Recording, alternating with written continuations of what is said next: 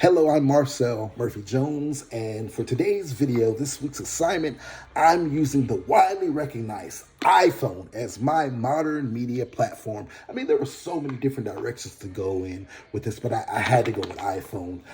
It's my best friend, literally. I'm always using it. I always have it on me. I'm lost without it, right? So I just had to talk about it. It's one of the most widely used tech devices in the world. I mean, everywhere you go, you look to your left, you look to your right, everybody has an iPhone.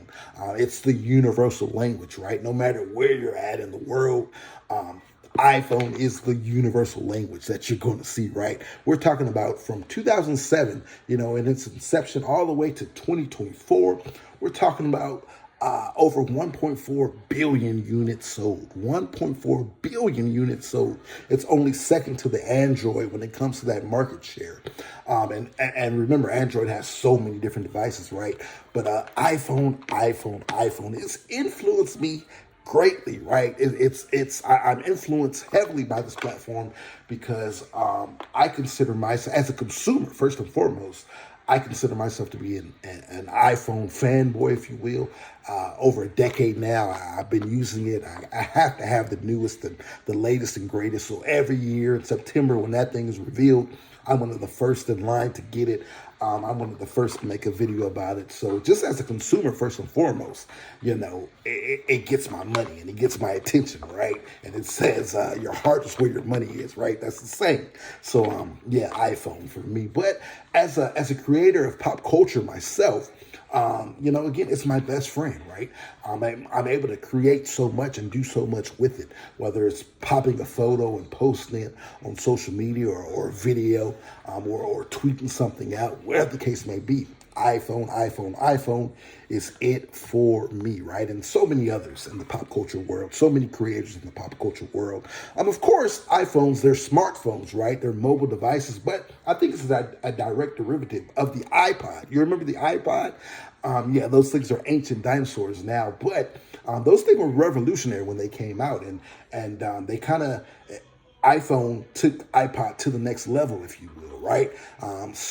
It added so many features, not just able to listen to your music on there on Apple Music and iTunes and all that, but we're talking about calling features. You're able to make and receive phone calls, right? We're talking about you're able to send text messages using iMessage and SMS messaging. These are all things that you couldn't do on the iPod, right? You're able to browse the internet on Safari or Google Chrome, whatever. The ability to make video calls using FaceTime or even other apps like Zoom and all that stuff, right? The ability to learn, right? I can log into the class right here at Full Sail from my iPhone and do what I need to do, submit my assignments, do all that stuff, right? We're talking about the ability to use applications to play games, the ability to respond to emails, and so much more, right?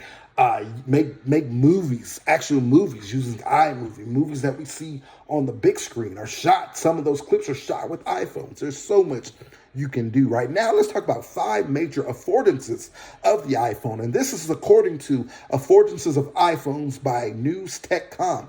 Portability, right? You're able to take that thing wherever you go, you're able to take it with you. Put it in your pocket, put it in your briefcase, put it in your purse. You're able to take that thing with you, right? The social interactivity, again, you're able to send messages, respond to emails. You're able to post on social media. You're able to take a picture or a video and post it on TikTok or Instagram or in all those platforms, right? The context sensitivity. And then we're talking about connectivity. Again, you're able to connect to your fans or connect to your associates or whatever the case may be, right? Your family. The individuality, you can customize it however you want to customize it, right? And it's crazy because according to Merchant, Jobs didn't even want to make, Steve Jobs, Apple founder, he didn't even want to create the iPhone. He went as far to call it BS, right? Of course, they changed his mind. The creators and executives changed his mind. But fancy that, right? He didn't even want the product at first, right? And then the iPhone has transformed modern culture as it's one of the premier tech devices in the entire world, with close to 150 million iPhone users right here in the U.S. and over 1.4 billion iPhones sold worldwide. I mean, everywhere you look, someone's using an iPhone, whether it's an artist posting a selfie, while he's performing on stage, right? or whatever the case may be, man. iPhones, they are pop culture.